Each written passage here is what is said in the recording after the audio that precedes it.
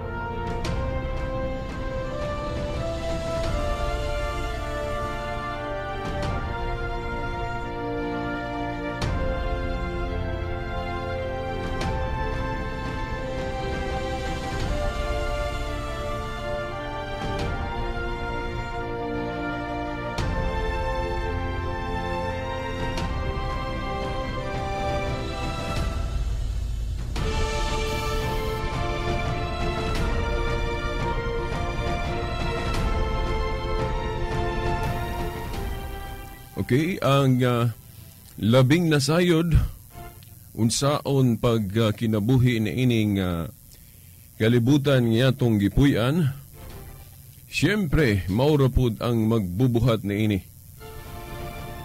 Di ba?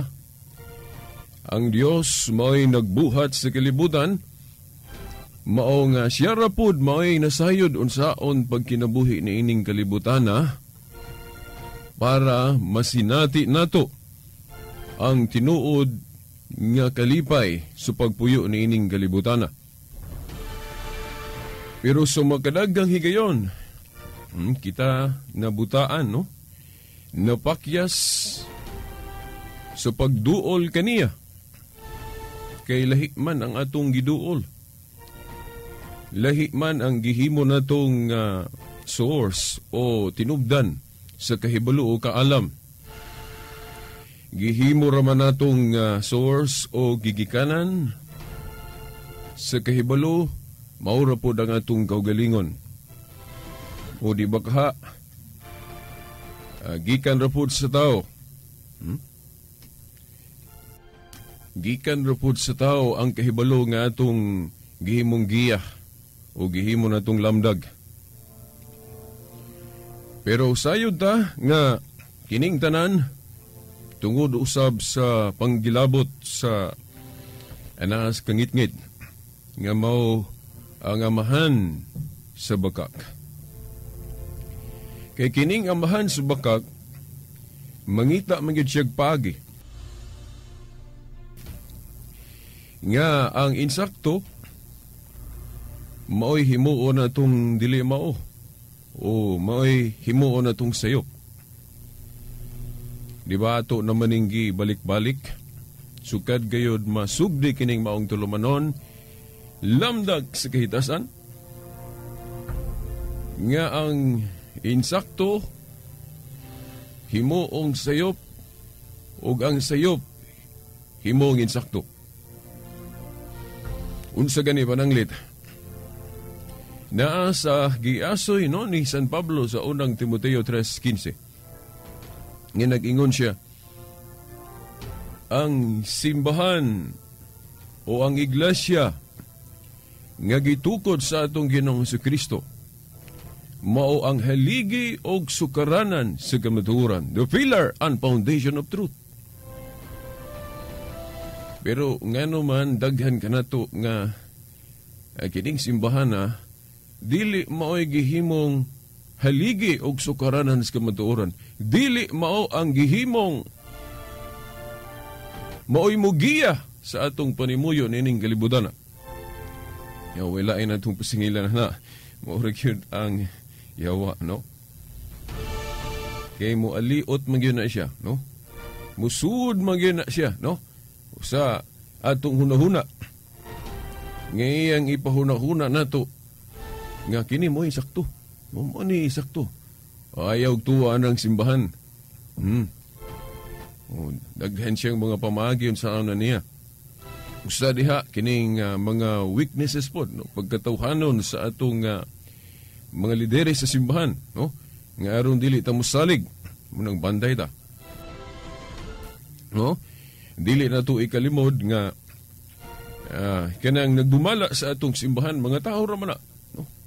Personally makasa masayop og mo santop dayon mo abot din sa tungon nga kining simbahan dili gyud kasaligan tungod kay nagkasa ganing pare.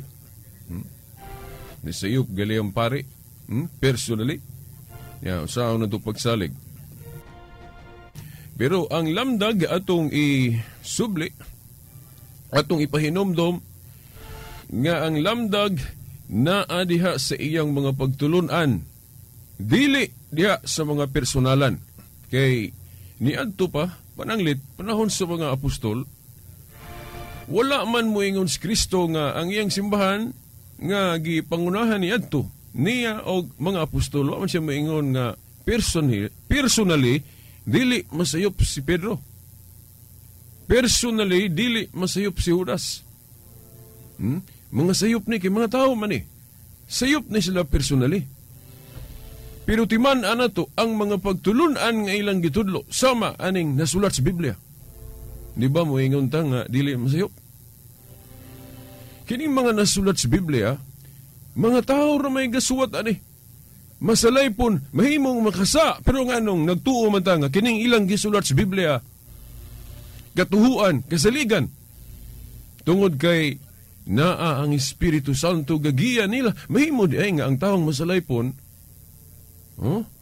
kung giyahan sa Espiritu, dili siya masayop diha. Unsa man, diha sa mga pagtulunan about sa tuluhuan ug pamatasan. Budi pasabot kay ang simbahan gigiyahan man sa Espiritu Santo unsay prueba, no? Nasa adlaw sa Pentecostes no napadala ang Espiritu Santo. Di ba? Suwa pa si Kristo mubalik sa langit, diri pa siya. Unsa may iyang giingon? Mangayo ako sa amahan ug laing manlalaban.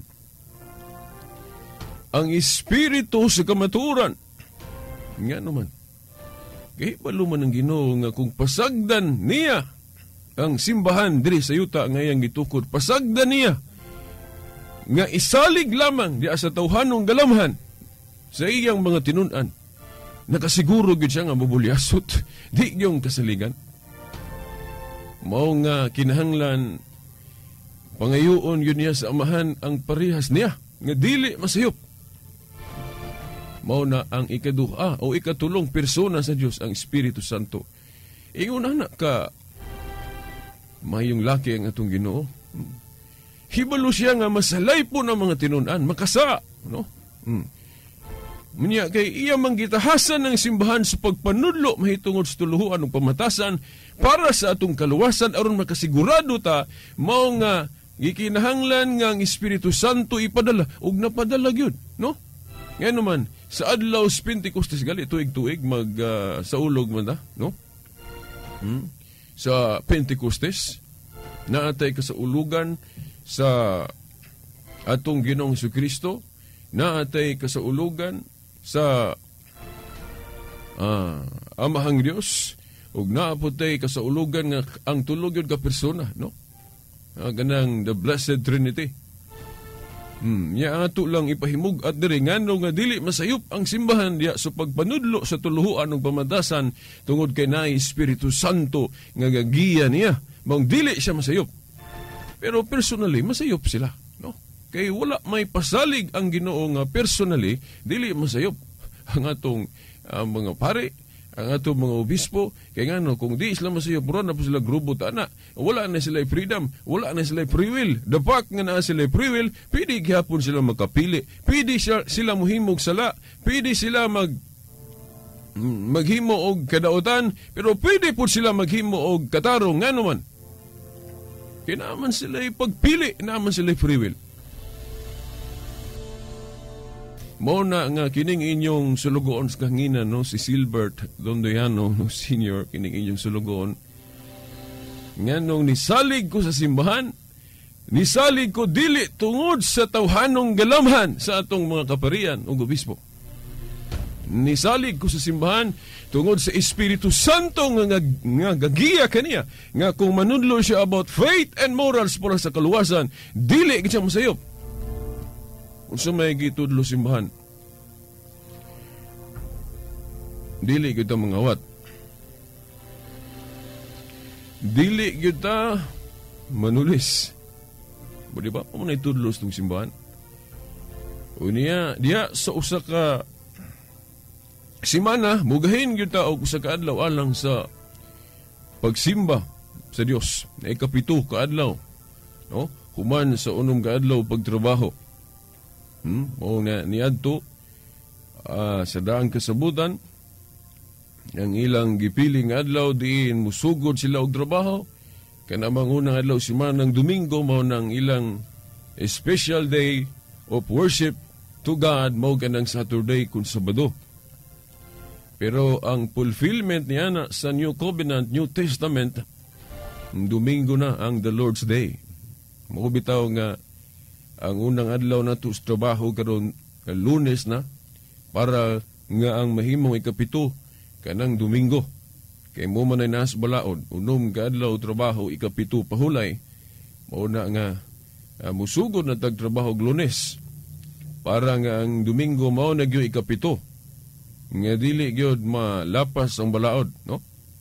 Unom ka adlaw trabaho ikapito pahulay, mao na nga dias katikisim giklaro diha nga ang Domingo nga worship mo na fulfillment of the Jewish Sabbath, no?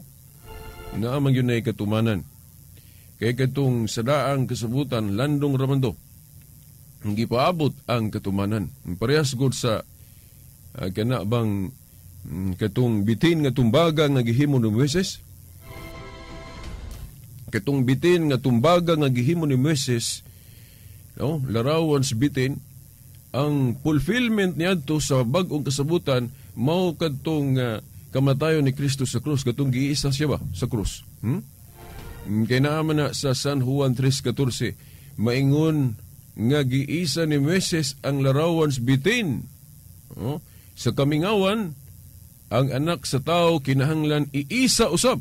Mao na nga kadtong larawan sa bitin nga gihimo ni Moises, nga iyang giisa diya so sa katukon, na sa Numeros 21:4-9, ang katumanan ni adto sa bag-ong kasabutan mao kadtong kamatayon ni Kristo sa krus. O gani gihimuan nato naghandumanan, no, kitang mga Katoliko. Naatay mga krusipiho, no? Krus nga naagyo Kristong gadupa. Kay mo man na ang handumanan sa kamatayon ni Kristo sa krus, no, sa pag-isa. Mao na nga kitang mga Katoliko wala tong masayop, no, niya na nga itong paghandom o simbolo sa paghandom sa kamatayon ni Kristo sa krus nga mo'y handumanan na to sa iyang dakong gugma, no? Dakong gugma. Ano may yung dakong gugma kay katong iyang kamatayon sa krus, dakong gugma man to niya kanado. Imagine siya mo ay nagpakamatay alang sa itong mga kasalanan. Hindi ba? Usa na gan noble, no? O dili ta makaingon ba, di kita maka huna-huna og dili mahayo. Bisan kinsa siguro mamalandong magsudong sa gibuhat sa atong Ginoo sa pagpakamatay sa krus tungod og alang sa atong mga kasalanan. Usa na ka bayanihong buhat. Og mao na unta ang ato pong himuong example. Nag-ingon si San Pablo sa unang Korinto 11:1.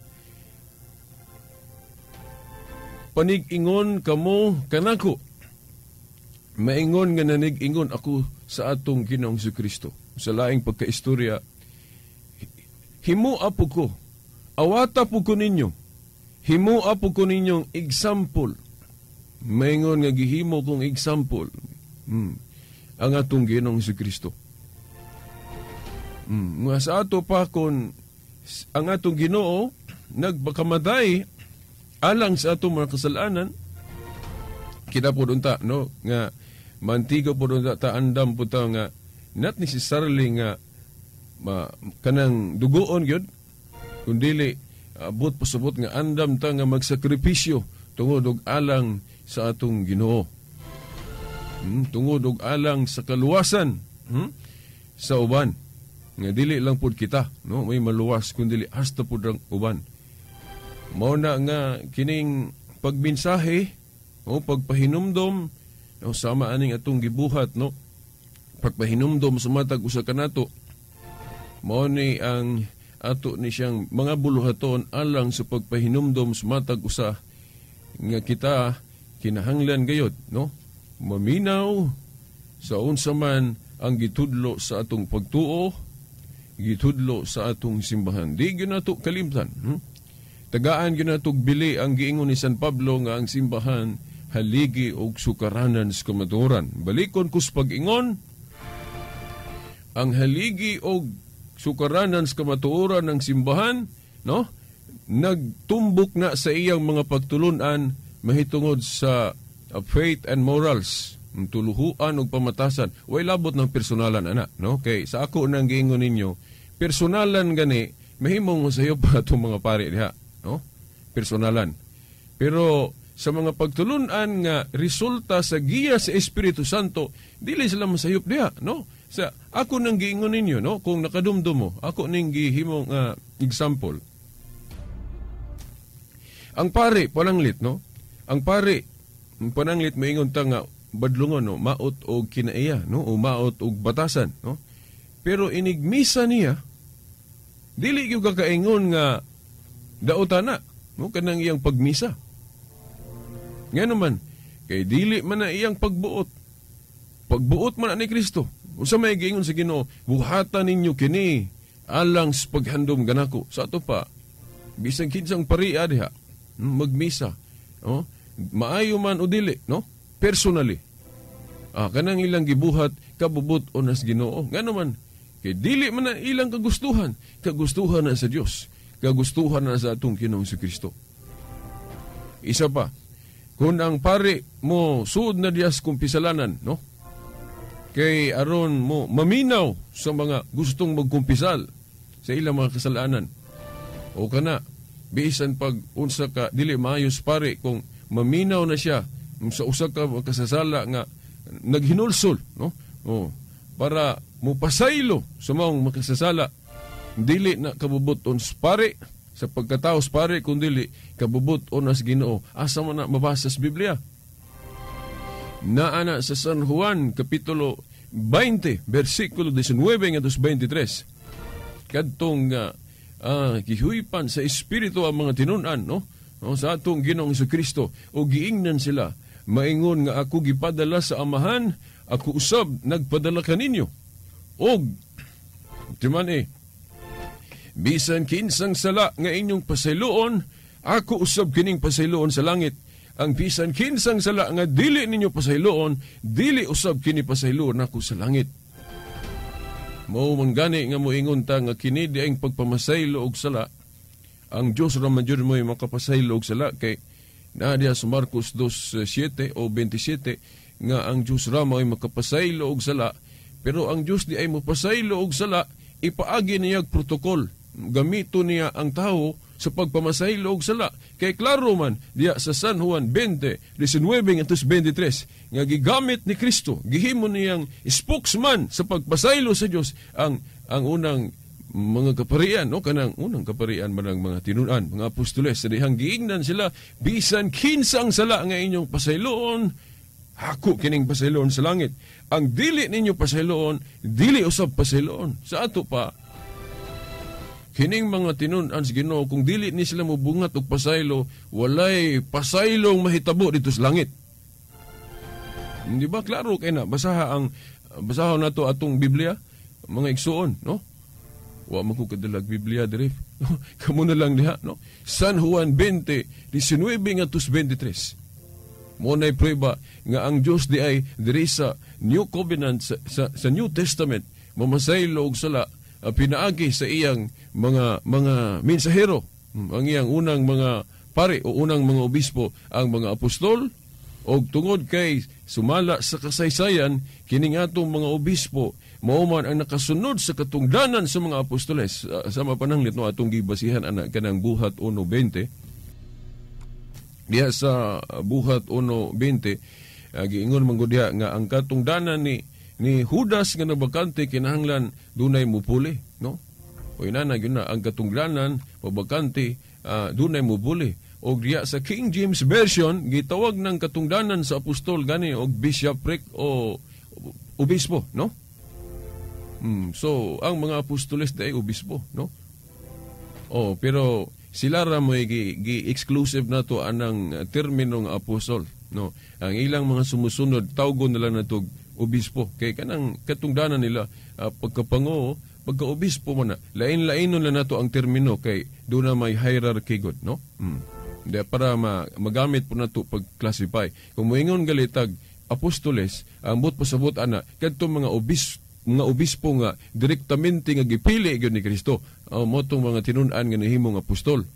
Dahil kung moingon tag obispo lang, gamito na ito nagtermino sa mga successor na sumusunod, no? Sama nila ni Matias nga mo'y nagkapulis katungdanan ni Judas. Kinabagante man to.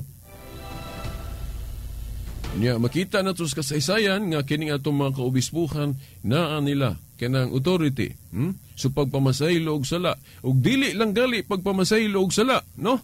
Apil na diha ang paghimo og mga balaod. Ngano man kay naa sa Mateo 18:18 unsa may giingon sa Ginoo, ang inyong idili diri sa yuta, idili na ko sa langit, ang inyong itugot itukod. Mao na nga ang atong simbahan dunay canon law o ecclesiastical law. Nga naman, gitagaan siya gahom sa Ginoo nga makahimo siya mga lagda, makahimo siya mga balaod sama ni anang canon law. Asa na mabasa nga sa Biblia, Mateo 18:18, ang inyong idili diri sa yuta, idili na ko sa langit, ang inyong itugot.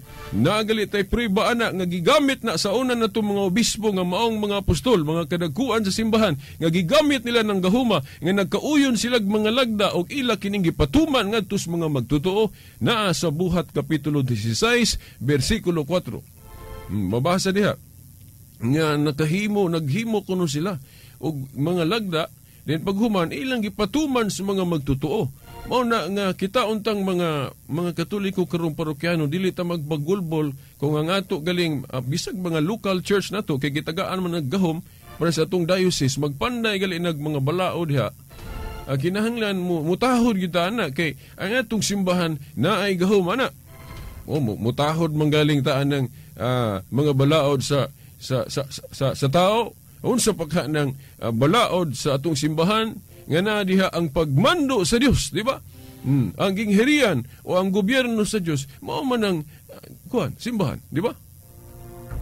Okay na sa Mateo 16:18 unsa may gingon sa atong Ginoo, Pedro, sa ibabaw ni ining bato tukuron ko ang akong iglesia, no? Sa lunsay nga ato lang pinalungan simbahan, okay, kanang iglesia good kinat sila man na, no? Pero simbahan, no, sa ato ng pinulungan o di ba katilingban, no? So mao na nga kung maminaw tas gobyerno mas maminaw tas simbahan, no? Kay ang gobyerno gani masayop man gani pod. Gobyerno sa tao. nasa Buhat 5:29. Nga palabihon kuno nato no natong mga Kristiyano ang pagtuman sa kabubuton sa Dios kaysa kabubuton sa tao. Sumo na nga kitang mga Kristiyano bantayan po nato ning unsa po'y gihimong pagmando sa atong gobyerno. Ang atong pagtuo gitudloan ta nga motahod sa gobyerno mo nang mobayad tag buhis ug unsa pa ng mga lagda diha no ang ipatuman sa atong gobyerno mutahod gyud ana. Pero kung mulapas na gali musupak na gali na sa kuan pagtulunan sa Dios pananglit no kung ang atong gobyerno mo balaod og mo legalize anang abortion pananglit lang no. Kita ang mga Kristiyano andam gyud tang musupak ana no kay bawal man yana no kanang abortion diha sa atong pagtuo base sa gipanudlo sa atong simbahan. Bahala nagmakalabuso ta, di ba? Bahala nagmanga priso ta. Mao man gyud na ang atuang kuan rule, no? Kay palabihon nato ang pagtuman sa kabubuton sa Dios kaysa kabubuton sa tao lang.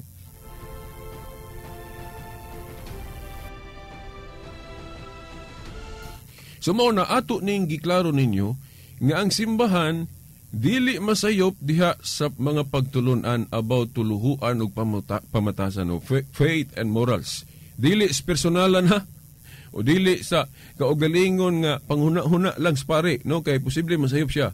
Ang pare o ang obispo o ang Santo Papa dili masayop diha sa mga pagtulunan nga konsensus hiniusa no nga kana resulta sa lamdag sa Espiritu Santo no unsa pananglit ang mga pagtulunan sa atong simbahan nga gitudlo sa pare nga dili siya masayop no pananglit moingon ng pare nga kining kaminyoon dili gini bulagon.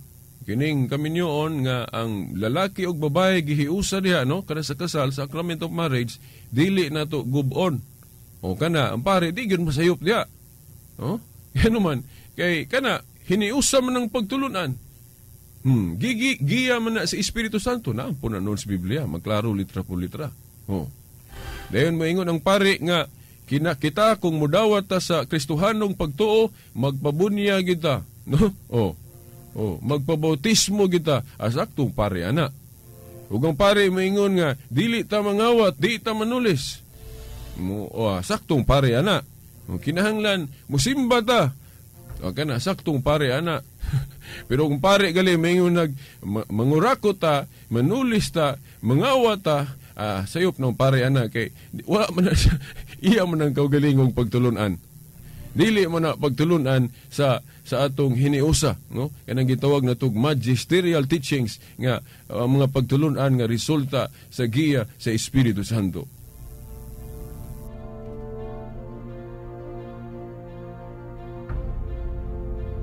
Una nga magbantay ta kay ang yawa ngita siya paagi nga di na gyud ta minaw simbahan parang di ta maluwas di ba? Ang simbahan naa niya ang atutuan kana iya mga pagtulunan no so mo na no wala man daigong panahon no okay kini na lang ang inyong halagad nos mong tulumanon Silbert Dondoyano Senior alias Veritas kauban sa atong mga igsuon no sa technical side no Taxi Lumba ug Tani Lord. Okay, hangtod ug mabuhon. Sa ngalan sa Amahan, sa Anak, sa Espiritu Santo. Amen.